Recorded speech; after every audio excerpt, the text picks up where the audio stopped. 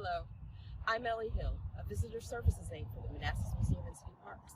We're here today at the Manassas Industrial School and Jenny Dean Memorial Site, and we're here to begin a look behind the scenes at the Manassas Museum.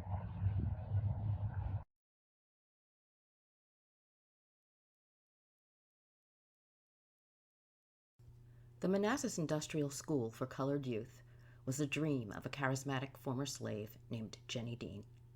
Dean herself had a limited education and wanted more options for her people.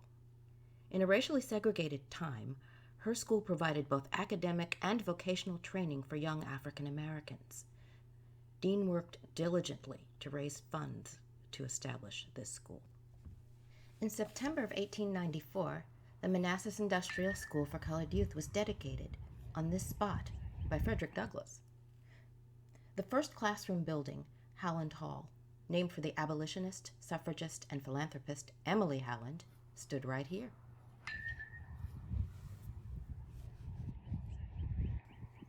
Recently, while conducting research on the Emily Howland papers in the collection of the Swarthmore College Library, I noticed that they had a miscellaneous box that contained photographs and correspondence. Curious to know what was in the box, I contacted the library and within days received a response that the papers included a photograph of Jenny Dean. We have only ever seen one photo of Dean. This one. Nervously, I opened the email attachment to discover the same picture. But shortly after, I received another email from the Friends Historical Library at Swarthmore. It said that they had found no letters shared between Emily Howland and Jenny Dean, but they did find 3 essays written by students at the school, and that the images were attached. When I saw the first one, my jaw dropped. The essays were written by 3 Manassas industrial students in December of 1894, just months after the school had opened. We now had first-hand accounts of the school's beginning from its own students.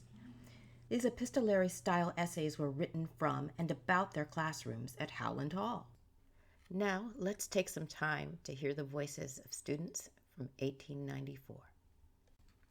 Mary E. Williams was born in 1879 to Marshall Downing Williams and Mary Chapman.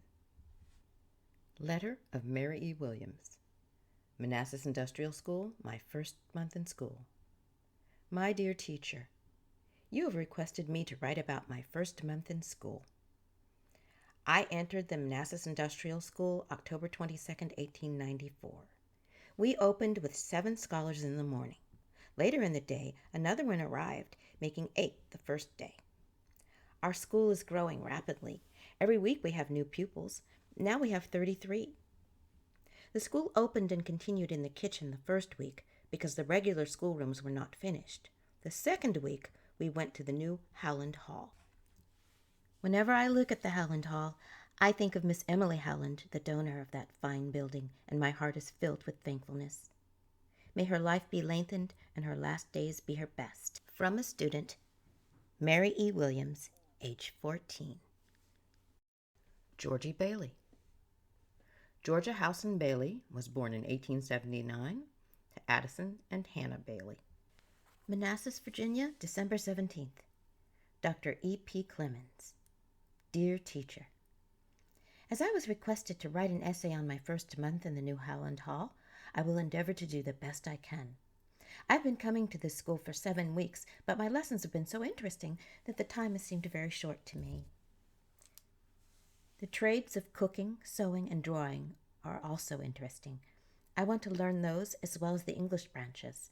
I think our hands need education as well as the head. I like this school and also my teachers, and I hope I will continue to like. From one of your scholars, Georgie Bailey. Essay of Patty L. Lewis. Patty Landonia Lewis was born in October 1877 to William H. Lewis and Landonia Pinn Lewis. Manassas Industrial School, Manassas, Virginia, December 17th, 94. Dr. E.P. Clemens, Dear Teacher, as one of your pupils, I feel it my duty to write a few words concerning my first month in the new Howland Hall. I think we should all be very proud when we think of the advantages and should try and make good of it. I think we should also be thankful to Miss Emily Howland, the thoughtful lady who gave the means to build the school, of which we are now reaping so much benefit.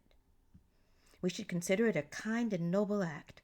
Not only Miss Howland, Miss Jenny Dean, the originator of the school, deserves much credit. We should show them that their labor was not in vain, and to Miss Holland the same. I hope when she shall see fit to visit us, we shall have some of our own work to encourage her. In regards to Miss Howland, I would say a great deal more, but time will not permit. From one of your scholars, Patty L. Lewis.